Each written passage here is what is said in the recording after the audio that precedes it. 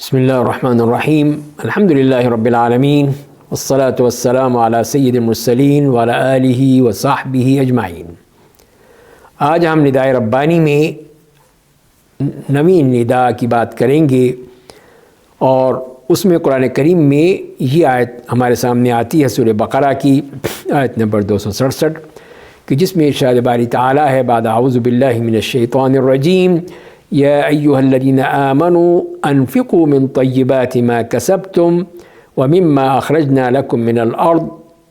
ولا تیمموا الخبیث منہ تنفقون ولستم بآخذیہ الا ان تغمضوا فیہ واعلموا ان اللہ غنی حمید۔ فرمایا کہ اے وہ لوگو جو ایمان لائے ہو، خرچ کرو پاکیزہ کمائی میں سے جو تم نے کمائی کی ہے، اور جو ہم نے زمین میں سے تمہارے لیے نکالا ہے، اور جو ناپاک چیز ہے اس کا قصد مت کرو، اس میں سے تم خرچ کرنے کے لیے، اور جبکہ تم اس کو نہیں لے سکتے سوائے اس کے کہ آنکھیں بند کر کے کسی کو دو، اور جان لو کہ اللہ تعالیٰ بے نیاز ہے، تعریف کے قابل ہے، تعریف کا اصل مستحق وہ ہے۔ تو یہاں پر جو بات کہی گئی ہے جس میں پہلی بات یہی ہے کہ انفقوا من طیبات ما کسبتم، کہ جو تمہارے طیبات ہیں، پاکیزہ کمائی ہے، اس میں سے خرچ کرو۔ تو اس سے معلوم یہ ہوا کہ جو بھی حرام کی کمائی ہے وہ اللہ کے ہاں قبول نہیں ہوتی۔ اللہ کے ہاں وہی کمائی قبول ہوتی ہے جو بالکل پاک ہو، خالص اللہ کے لیے ہو، اور خالص طریقے سے کمائی گئی ہو، حلال طریقے سے کمائی گئی ہو، تو وہ کمائی جو ہے اس سے اللہ تعالیٰ پھر قبول کرتا ہے۔ وہ انفاق بھی جو آپ خرچ کرتے ہیں، وہ نمازیں بھی جو آپ نے پڑھی ہیں، وہ دعائیں بھی قبول ہوتی ہیں جو آپ دعا کرتے ہیں۔ اسی لیے جیسے کہ وہ حدیث میں آتا ہے کہ ایک شخص آتا ہے لمبے سفر سے، غبار آلود ہے، پراگندہ حال ہے، اور اس کے بعد کہتے ہیں یا ربی یا رب، اور اللہ کو پکارتا ہے، اور حالت یہ ہے کہ مطعمہ حرام ومشربہ حرام وملبسہ حرام وغذی بالحرام فأنا یستجاب لذلک۔ تو فرمایا کہ اس کا کھانا بھی حرام کا، اس کا پینا بھی حرام کا، اس کے لباس بھی حرام کا، اس کی پرورش بھی حرام پہ ہوئی، تو اس کی دعا کہاں قبول ہوگی؟ تو یہی چیز ہے یہ بتائی جا رہی ہے کہ جب وہ پاکیزہ روزی نہیں ہے، پاکیزہ کھانا ہی نہیں ہے، اور پاکیزہ کمائی ہی نہیں ہے، تو پھر اس کی کوئی بات قبول نہیں ہوگی، دعائیں رد ہو جائیں گی۔ تو لہذا پھر فرمایا کہ اسی من طیبات ما کسبتم، ان پاکیزہ چیزوں میں سے جو تم نے کمایا ہے۔ اور اسی طرح پھر خرچ کرنے کا حکم دیا وَمِمَّا أَخْرَجْنَا لَكُم مِّنَ الْأَرْضِ، کہ زمین سے جو ہم نے تمہیں نکال کر دیا ہے اس میں سے، اور اس میں سے خاص طور پہ جہاں پہ اجناس ہیں، جیسے یہ گندم ہے، چنا ہے، دالیں ہیں، اور اس قسم کی چیزیں جو باقی رہتی ہیں، جلدی ختم نہیں ہو جاتی۔ سبزیاں ہیں تو فوراً ہی ختم ہو جاتی ہیں، زیادہ تر ان کو رکھا نہیں جا سکتا، لیکن یہ اجناس جو ہیں یہ محفوظ رہتی ہیں، بوریوں بند کر کے آدمی رکھتے ہیں، عرصے دراز تک رکھتے ہیں، جیسے چاول ہے ہمارے ہاں، اور پھر دوسری اجناس ہیں۔ تو یہ وہ ہے جو کہ زمین سے اللہ تعالیٰ نے نکالی ہے، تو اس کے اندر بھی زکوٰۃ ہے۔ وہ عشر کی صورت میں ہے کہ فصل کا جو 10واں حصہ اس میں سے دیا جائے گا، کہ جو کہ بارانی زمینیں ہیں، بارش سے ان کو سیراب کیا جاتا ہے، تو ان کو پھر 10واں حصہ جو ہے اس کا وہ زکوٰۃ میں دینا ہوگا۔ اور اگر وہ ایسی ہیں زمینیں جس میں ٹیوب ویل ہے، اس پہ اخراجات آتے ہیں، اس کے ذریعے سے محنت و مشقت زیادہ ہوتی ہیں پانی کے معاملے میں، تو اس کے لیے فرمایا کہ وہ 20واں حصہ دے دیں، ان کے لیے نصف العشر کہا گیا ہے۔ تو اس طرح یہ زکوٰۃ اس میں سے دینی ہے، یہ بھی اللہ کی راہ میں جو اس کے لیے مقرر کر دیے گئے ہیں، قرآن کریم میں سورہ توبہ میں انہی سے ہی کہا گیا ہے۔ اور دوسری بات یہ فرمائی گئی کہ اس میں سے جو خبیث ہے، تو طیب کے برعکس کیا ہے؟ خبیث ہے، وہی چیز جو کہ انسان کے لیے بہت ہی ناپاک ہے، اور اس نے حرام کمائی سے کیا ہے۔ منہ تنفقون، اس سے خرچ کرو گے تو یہی غلط بات ہوگی کہ تم ایسی حرام چیز سے، حرام کمائی سے خرچ کرنے لگو تو وہ تمہارے کسی کام نہیں آئے گی، وہ تمہارے اوپر وبال جان بن جائے گی۔ یہی تم اگر جو حرام مال جو ہے وہ اس سے کرو گے تو قبول ہی نہیں ہوگا،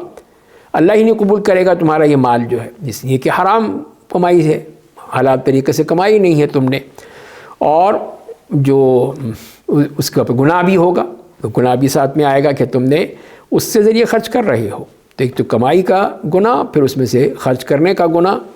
وَلَسْتُمْ بِآخِذِيهِ إِلَّا أَن تُغْمِضُوا فِيهِ، اور تم خود بھی اس کو لینا پسند نہیں کرو گے، اس لیے کہ آنکھیں بند کر کے لے لو۔ تو یہی ہے کہ تمہیں بھی شرم آئے گی کہ یہ چیز جو ہے وہ مجھے دی جا رہی ہے، جب یہ تم خود لینا پسند نہیں کرتے ہو تو دو گے کیسے؟ دینا بھی تمہیں پسند نہیں آئے گا، تو لہذا پھر تمہیں اس کا خیال رکھنا چاہیے۔ وَاعْلَمُوا أَنَّ اللَّهَ غَنِيٌّ حَمِيدٌ، اور یہ جان لو کہ اللہ تعالیٰ بے نیاز ہے، اسے تمہارے پیسے کی ضرورت نہیں ہے کہ تم اس کو جو خرچ کر رہے ہو اللہ تعالیٰ کو جا رہا ہے، نہیں، وہ تو اللہ نے تمہیں دیکھنا ہے کہ تمہیں جو اتنی نعمت دی ہے، پیسہ دیا ہے، دولت دی ہے، تو تم خرچ کرتے ہو یا نہیں کرتے، یا اپنی ہی تجوری میں سینت کے رکھتے چلے جاتے ہو، تو یہ چیز جو ہے یہ اللہ کو پسند نہیں ہے۔ تم نے اس کو خرچ کرنا ہے، جو مستحق لوگوں میں ان کو خرچ کرنا ہوگا، ان کو دینا ہوگا، جس کا قرآن کریم نے بتا دیا ہے کہ اس کے ذریعے سے پھر انفاق کی بھی جو بہت بڑی فضیلت بتائی گئی ہے، جس میں اجر ہے، ثواب ہے، وہ بھی۔ اور خاص طور پہ یہ دیکھیے جو اس آیت میں جیسے فرمایا گیا ہے کہ ایک اس کے سبب نزول میں یہ حدیث بیان کی جاتی ہے کہ صحابہ کرام جن کے نخلستان تھے، کھجوروں کے درخت تھے، تو بعض صحابہ کرام جو ہیں وہ کھجور کے گچھے لاتے تھے اور وہ لا کے مسجد میں لٹکا دیتے تھے، تاکہ جو ہیں جس کو بھی بھوک لگ رہی ہو، کھانا ہو، کھجوریں لینی ہو تو وہ کھولے۔ خاص طور پہ اہل صفہ تھے، وہ مسجد نبوی میں ہی رہتے تھے، ان کے پاس تو نہیں تھا، تو وہ جو بھی ان میں سے بھوک لگتی وہ اپنے ڈنڈے سے، لاٹھی سے کسی سے مارتا، کھجوریں گر جاتی اور وہ اٹھا کے کھا لیتا۔ تو اس میں اچھی بھی ہوتی تھی، بری بھی ہوتی تھی، ہر طرح کی کھجوریں ہوتی تھی، کوئی اچھی کھجور لا کے ڈالتا تھا، کوئی بالکل ہی جو بیکار سی کھجور ہے، کھانے کے قابل نہیں ہے۔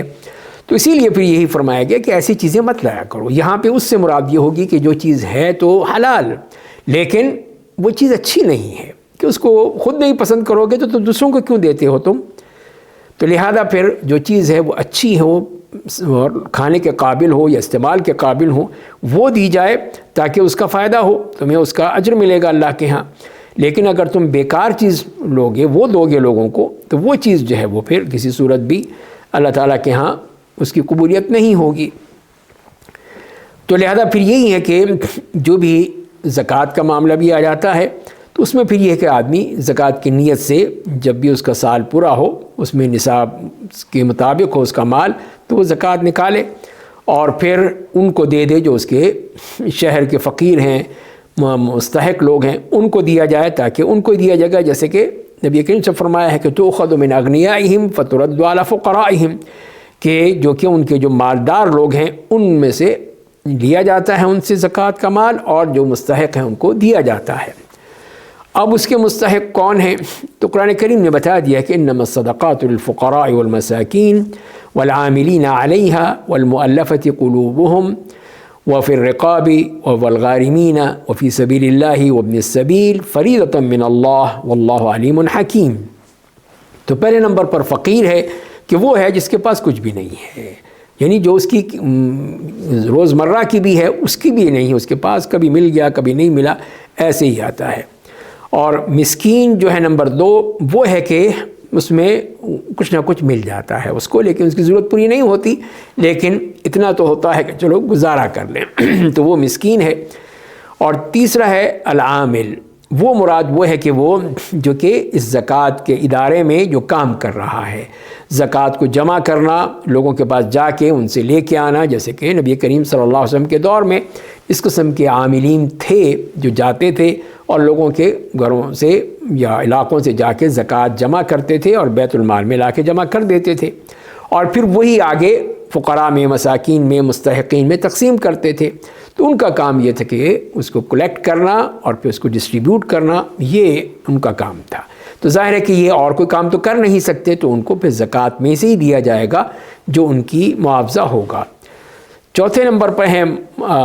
مؤلفۃ قلوبہم، کہ وہ لوگ ہیں جن کے بارے میں ہمیں امید ہے کہ یہ لوگ اسلام کے قریب آ جائیں گے، ان کی تالیف قلب کے لیے ان کو دیا جائے گا۔ اگر وہ غریب ہیں، مسکین ہیں، یا ان کو کوئی ضرورت ہے تو وہ ضرورت پوری کر دی جائے گی تاکہ وہ اسلام کے قریب آ جائیں اور مسلمان ہو جائیں۔ اور پھر رقاب جو فرمایا گیا ہے گردن آزاد کرنے میں، تو وہ بھی ہے کہ زکوٰۃ کے ذریعے سے ایسے غلام ہیں تو ان کو آزاد کر دیا جائے۔ اب وہ سلسلہ نہیں ہے غلامی کا، تو وہ لوگ جو کہ قرضے میں پھنسے ہوئے ہیں یا ان کے اوپر تاوان ہے یا ان کے اوپر اور کسی قسم کی مالی ذمہ داری ہے، نہیں ادا کر سکتے، اس کی وجہ سے کہیں جیلوں میں ہیں، کہیں اور مسائل میں ہیں، تو ان کو اس طرح ان کی گردنیں جو ہیں آزاد کر دی جائیں کہ ان کے اوپر جو مالی بوجھ ہے وہ ادا کر کے ان کی جان چھڑا لی جائے۔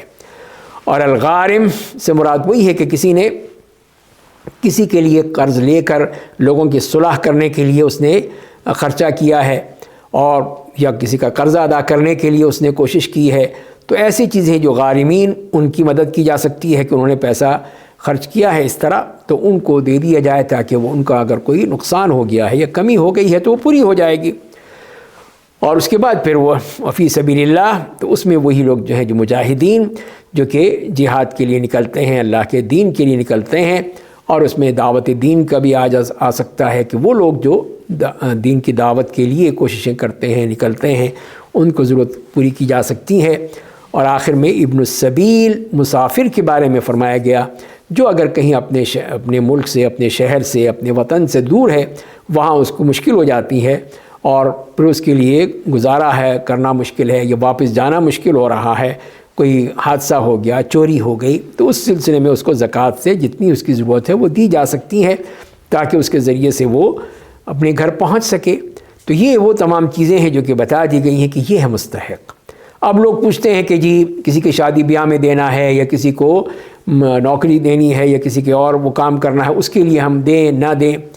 تو اس کا جواب یہی ہے کہ اللہ تعالیٰ نے تو فقیر اور مسکین کہا ہے۔ اگر آپ دیکھتے ہیں کہ وہ فقیر کی کیٹیگری میں آتا ہے یا مسکین کی، تو جس میں آتا ہے تو دے دیں، لیکن اگر وہ خود کما سکتا ہے، ہٹا کٹا آدمی ہے، صحت مند ہے، اس کو اس کی ضرورت نہیں ہے بلکہ وہ محنت مزدوری کرے تو کما لے۔ یہی وجہ ہے کہ ایسے لوگوں کو دے دیا جاتا ہے جو کہ صحت مند لوگ ہوتے ہیں اور ہر قسم کے کام کر سکتے ہیں، محنت مزدوری کر سکتے ہیں، تو ان کو زکوٰۃ دینا یہ غلط بات ہے۔ جو مستحق ہوں گے انہی کو دیا جائے گا۔ جو ایسے لوگ ہیں جو کہ کما سکتے ہیں، محنت مزدوری کر سکتے ہیں، ان کو پھر زکوٰۃ نہیں دینی چاہیے، تو لہذا ان کے لیے نہیں ہے۔ اور اسی طرح وہ لوگ جو کہ کسی کی کفالت میں ہیں، اگر جیسے ماں باپ کی کفالت میں اولاد ہے تو اولاد کو زکوٰۃ نہیں دی جائے گی، اس لیے کہ وہ تو کفالت میں ہے ہی ماں باپ کی، تو لہذا وہ ان پہ خرچ کریں گے۔ اس طرح اگر اولاد ہے وہ ہے اور بوڑھے ماں باپ ہیں تو وہ بھی اگر وہ کما رہے ہیں اور وہ کما نہیں رہے ہیں تو وہ بھی ایک طرح سے ان کی زیر کفالت ہیں، تو وہ ان کو زکوٰۃ نہیں دی جائے گی۔ تو اسی طرح بہن بھائی ہیں اور رشتہ دار ہیں، اگر وہ زیر کفالت ہیں تب نہیں دی جائے گی، لیکن اگر وہ کفالت میں نہیں ہیں لیکن ہیں محتاج تو پھر ان کو دینا کا دوہرا اجر ہے، ایک تو صلہ رحمی کی وجہ سے، ایک دوسرا زکوٰۃ کی وجہ سے ان کو دیا جائے گا۔ اسی طرح جو بنی ہاشم کے جو لوگ ہیں جن کو سید کہتے ہیں، ان کے لیے بھی جو ہے وہ زکوٰۃ ان کو نہیں دی جاتی، لیکن اگر ایسے حالات ہو جائیں کہ ان کا کوئی وہ نہیں، اس لیے کہ اس زمانے میں تو بیت المال تھا،